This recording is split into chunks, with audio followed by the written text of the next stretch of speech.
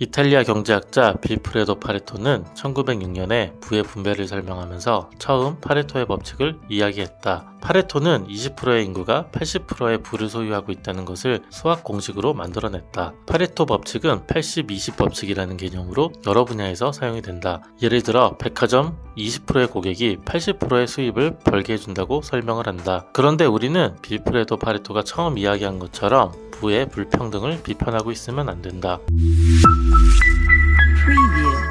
이 영상을 보는 사람들은 우리는 20% 안에 든다면 부자가 될 수 있다. 이렇게 생각을 해야 된다. 다시 말해 당연한 것을 긍정적으로 바꿔서 생각을 해야 된다. 생각을 하는 대로 이루어지기 때문이다. 그런데 우리는 파레토의 법칙보다 더 치열한 세상에 살고 있다. 성공을 위해서는 5% 안에 들어야 한다. 갑자기 왜 또 5%일까? 예를 들어보겠다. 한국에서 상속세를 내는 사람들은 전체 인구의 6% 정도 된다고 한다. 몇 년 전 종합부동산세로 한국이 떠들썩할 때 정부는 이렇게 이야기를 했다. 종부세는 전체 인구의 5%만 내는 세금이다. 정부의 이야기는 5%라는 작은 숫자를 보여주는 숫자 장난이었다. 다시 말하면 이 세금들은 5%만 내는 세금이니까 부자들의 세금을 줄여줄 필요가 없다는 설명이었다. 이번에도 다시 이야기하지만 우리는 정부의 이야기를 듣고 불평을 하고 있으면 안 된다. 정부가 숫자로 장난을 치든 말든 그리고 진짜 이유야 어떻든 간에 불평을 하고 있으면 안 된다. 우리는 당연한 것을 당연하다고 받아들이면 안 된다. 다시 생각을 한번 해보겠다. 한국에서 상속세를 내고 종부세를 내는 그 5%가 바로 부자라는 것이다. 우리가 5% 안에 들 수 있다면 성공을 할 수 있고 부자가 된다는 것이다.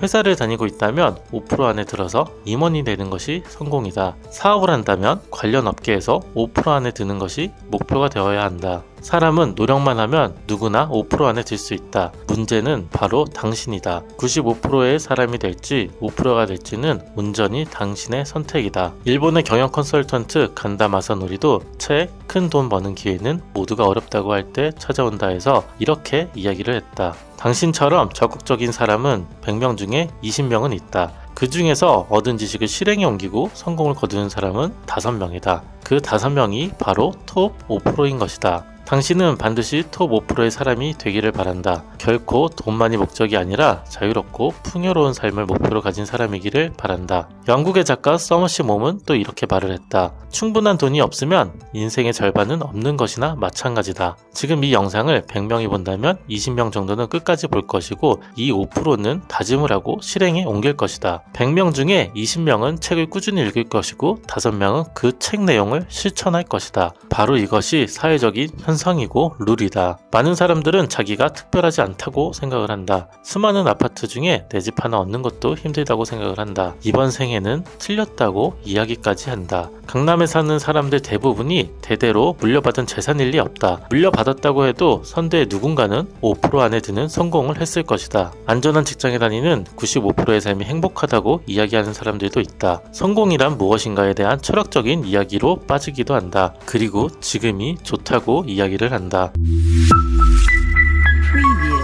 당신이 시시한 사람이라는 것은 당신 스스로 만든 것 뿐이다. 남들보다 100배 열심히 한다면 5% 드는 것은 시간 문제다. 흙수저에서 성공한 그 5%의 이야기가 당신의 이야기가 될 수 있다. 당연히 쉬운 이야기는 아니다. 쉽다면 다 같이 5%가 될 리가 없기 때문이다. 다시 이야기하지만 우리는 탑 5%가 되는 것이 목표다. 우리는 당연히 그 탑 5%가 될 수가 있다. 당신은 5년 안에 부자가 된다. 리치 타임.